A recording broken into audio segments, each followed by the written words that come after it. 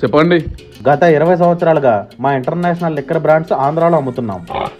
ఈసారి జగనన్న గెలిచాడు కాబట్టి అదే కమిషన్ రేటుకి ఆంధ్రాలో లిక్కర్ అమ్మడానికి పర్మిషన్ కోసం అందరిలాగా జగనన్న కమిషన్ ఎందుకు ఉండిద్ది? మారిద్దిగా. దాన్నేముందండి, 1-2% పెరిగిద్ది అంతే కదా. 60%. ఏం మాట్లాడుతున్నావురా? నరాలు కట్ అయిపోయింది. 60%?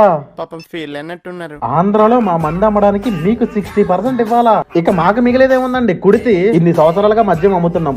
ఏ సీఎం అయినా ఎంత కమిషన్ అడిగాడా? వర్కౌట్ అవ్వకపోతే పో, నిన్ను ఇవ్వడం అన్నాడు. మా బ్రాండ్స్ లేవా ఏంటి? ఓ షిట్ జగన్ మామ.